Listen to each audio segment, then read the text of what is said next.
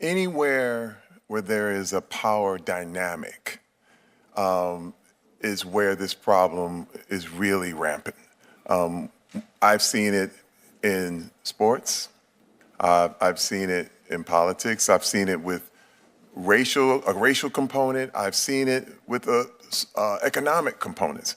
And Hollywood definitely has been a problem area simply because there are so many people who view this as a dream. And what happens is someone has power over these dreams. And what happens also is that you get tricked into thinking that this type of behavior is expected, that it's part of the job, that this harassment, abuse, even rape is part of your job description. And, I sit here before you in this committee just as an example, because a lot of people don't believe that a person like me could actually be victimized. And what happened to me has happened to many other men in Hollywood. And since I came forward with my story, I have had thousands and thousands of men come to me and say, me too. This is my story. But I did not have the confidence, or I did not feel safe enough to come out, because what happens is, you get blacklisted. Your career is in danger. After that, no one wants to work with you. And it is really important, I feel, to keep this conversation going. And another thing is, I heard time and time again about the rights that my predator had, but I was never told about the rights that I had as a survivor. And that was the wake-up call that I knew I had to be a part of what's happening here today in regards to the Sexual Assault Survivors Bill of Rights, because now, if you know what you can do, you can actually do something about it. Senator Feinstein. Thanks, Mr. Chairman. Mr. Cruz, I'd like to just continue where the chairman was in his questioning. So this happened to you at an event. Was it a single instance, or were there more instances? Who did you talk to about it? What kind of advice did you seek? Did you hide it? Because you're very overt, you're very direct. And I wonder if that was you at the time, or this is a new you. Thank you for your question, Senator. I was very vocal immediately. I was at an event with my wife, and what happened was the person who did this was he was the head of the motion picture department at my own agency. I don't know what was going on in his head. He actually did it twice in the same night in front of my wife. He says he was drunk. He said he was he wasn't himself. And I immediately, the first reaction was to be violent. And I immediately held back. Why weren't you? You're a big, powerful man. Why didn't you? Senator, as a black man in America, say it as it is. I think it's important. You only have a few shots at success. You only have a few chances to make yourself a viable member of the community. I'm from Flint, Michigan. I have seen many young black men who were provoked into violence, and they were in prison, or they were killed, and they're not here. My wife, for years, prepared me. She said, if you ever get goaded, if you ever get prodded, if you ever have anyone try to try to push you into any kind of situation, don't do it. Don't be violent. And she trained me. I'll be honest with you. It was the strength of my wife who trained me and told me, if this situation happens, let's leave. And the training worked. Because I did not go into my first reaction. I grabbed her hand, we left. But the next day, I went right to the agency.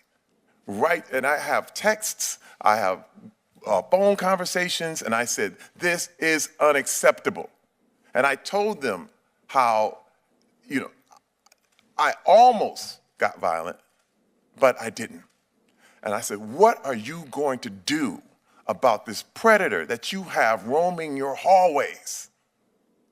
And I was told, we're going to do everything in our power.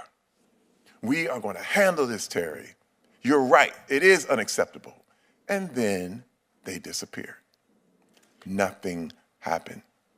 Did you go back again? Did you talk to them again? Yes, I talked to And everyone I could talk to. Why did they disappear? And I asked I said, this man actually called me and he apologized. And this was the thing. And they were like, my bad. And I'm going, So you were supposed to forgive and forget, and that was the agency position, are you saying? That's what they were saying. Yeah.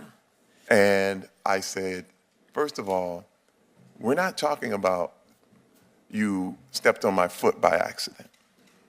That's where, I'm sorry, I didn't know what I was doing. You assaulted me. Assaulted. And I fully expected them to, first of all, to fire this individual, and that didn't happen. I expected there to be an investigation, and that didn't happen. And So it was hushed up. Senator, and I have to tell shoved you, under the rug. it was hushed up. And in the culture at that time, I believe no one would believe me if I went public. Mm-hmm. I actually was trying to handle it with them. And once the Me Too movement broke, and once I saw some of Weinstein's victims come forward, it actually empowered me to tell my story. Has there been retaliation against you for what you are saying now to the public?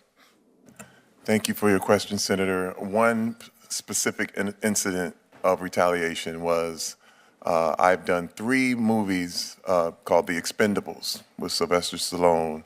The producer of that film called my manager and asked him to drop my case in order for me to be in the 4th installment of the movie. And if I didn't, there would be trouble. Oh, dear. Senator Klobuchar. Well, thank you very much. You're going to be in the 4th installment, I hope? No.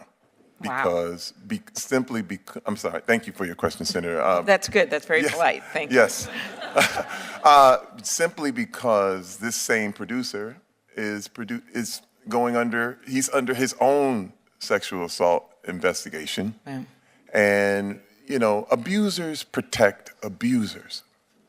And this is one thing I had to decide whether I was going to draw the line on, am I going to be a part of this or am I going to take a stand? And there are projects I had to turn down. One thing that I faced when I came forward with my story was ostracism, shame by people who look just like me, by other black men who called me weak and said that I must have wanted it, which blew my mind. And the only way I was actually put in the position of that women have when they were asked, what were you wearing? And it's as if by being there, you have somehow asked for this. And people tend to feel that just because you're victimized, that somehow you brought it on yourself. I guess my question generally is, have you seen a change in the attitudes on the part of law enforcement? Thank you for your question, Senator. When my assault happened, quite honestly, I probably would have been laughed out of the police station. And then a little more than a year after, once the Me Too movement took full swing, it was actually safe to come out. I actually, I look at it as when you've been victimized, you are now behind enemy lines, and you're trying to find a way out. And you literally have a spoon, and you're trying to dig a tunnel, and you're trying to dig your way out to safety. And no one around you is going to help you. No one believes you. And particularly, when you're a man saying you were molested by another man, but the predator says it was horseplay, we were goofing around, it was a joke, and they treat you like a joke. But I can say that now, with people like Amanda and what Rise has done, and notifying and letting people know that the survivors have rights. You now can do something about your situation. It's changed. It's definitely a different day than when my assault happened, and that's why I stand before you today.